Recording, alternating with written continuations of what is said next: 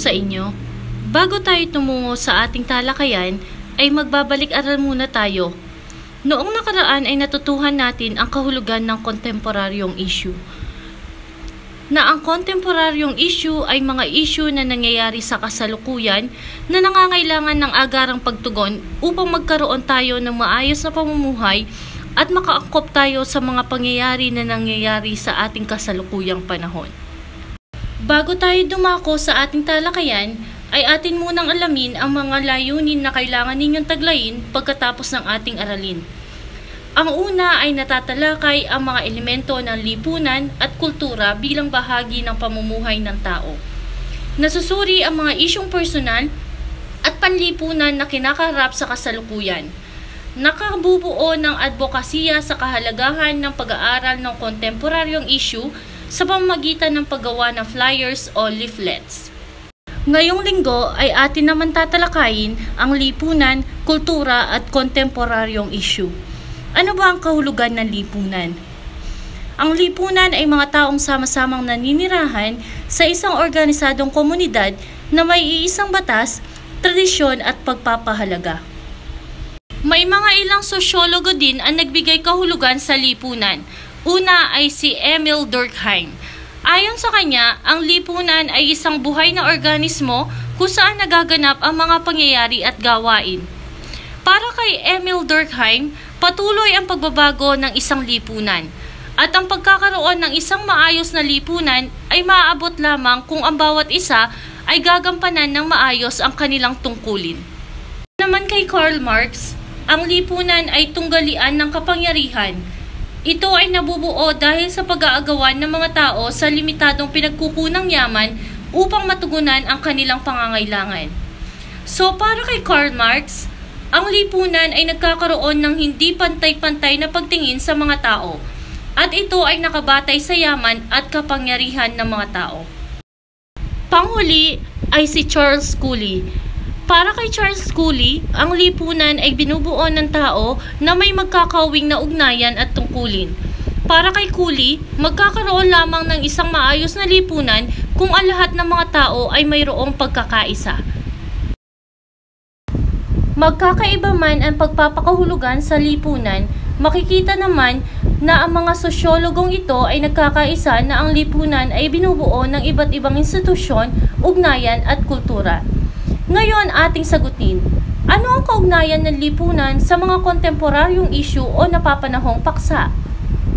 Ngayon ay dumako naman tayo sa mga elemento ng istrukturang panlipunan. Ang istrukturang panlipunan ay binubuo ng 4 na elemento.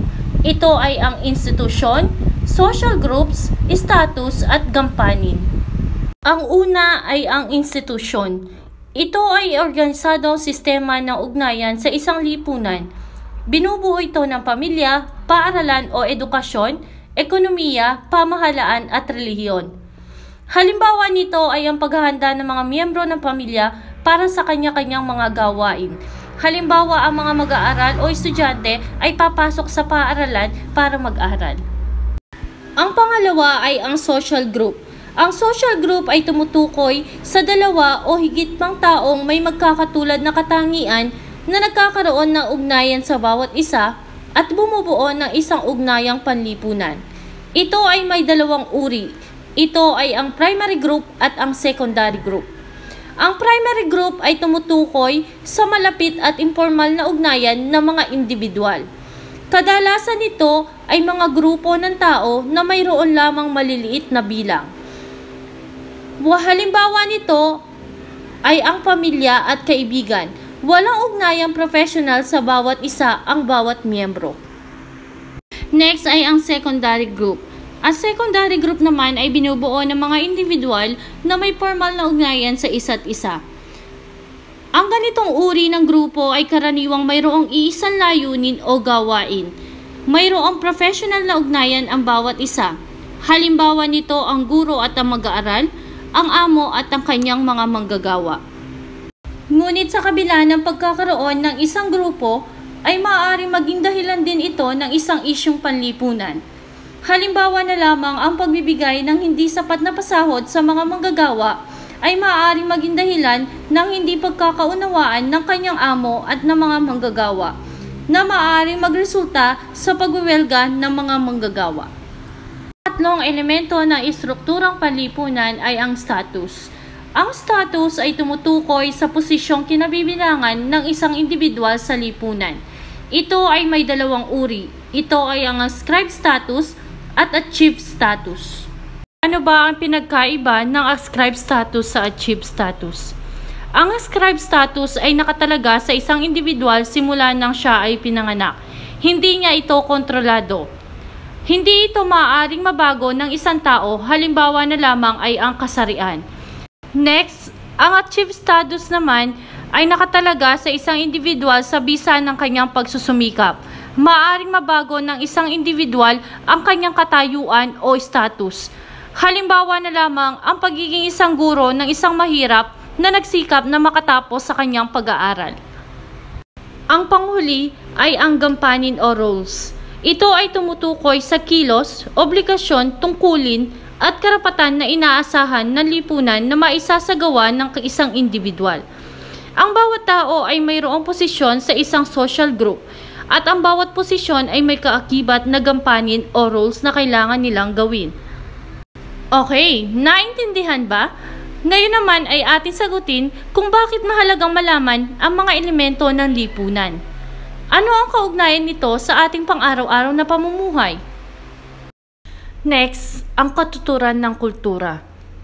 Ang kultura ay tumutukoy sa kahulugan at paraan ng pamumuhay na naglalarawan sa isang lipunan. Ito ay ang batayan ng kilos, gawi at batayan na gawain ng isang tao sa kanyang pang-araw-araw na buhay. Ang kultura ay nahati sa dalawang uri. Ito ay ang material at hindi material na kultura. Ating alamin ang pinagkaiba ng material na kultura sa hindi material na kultura. Ang material na kultura ay isang uri ng kultura na nakikita, nahawakan at gawa o likha ng mga tao tulad ng mga gusali, likhang sining, kagamitan, at maging mga naiwang labi o fossils ng mga sinaunang tao. Ang mga bagay na ito ay may kahulugan at mahalaga sa pag-unawa ng kultura ng isang lipunan.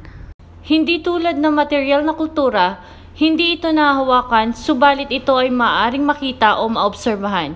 Ito ay bahagi ng pang-araw-araw na pamumuhay ng tao at sistemang panlipunan. Kabilang dito ang mga batas, gawi, ideya, paniniwala at norms ng isang grupo ng tao.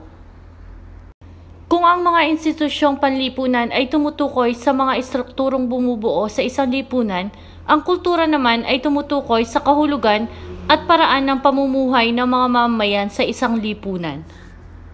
Binubuo ang kultura ng mga paniniwala, pagpapahalaga, simbolo at norms. Ang una ay ang paniniwala o beliefs. Ito ay tumutukoy sa mga kahulugan at paliwanag tungkol sa pinaniniwalaan at tinatanggap na totoo. Matuturing itong batayan ng pagpapahalaga ng isang grupo o lipunan sa kabuuan. Halimbawa, ang isang lipunan na naniniwala sa pagkakaroon ng pagkakaisa at pagkakapantay-pantay ng tao anumang katayuan sa buhay ay nagbibigay ng oportunidad para sa pag-unlad ng tao. Next, ang pagpapahalaga o values. Ito ay batayan ng mga pagkilos na katanggap-tanggap sa grupo ng mga tao o lipunan sa kabuuan. Ito ang batayan kung ano ang tama at mali, maganda at kung ano ang mga nararapat at hindi nararapat gawin ng isang tao sa kanyang lipunang kinagagalawan. Next, ang simbolo. Ito ay ang mga bagay na nagbibigay kahulugan sa mga gawi o bagay sa lipunang ginagalawan.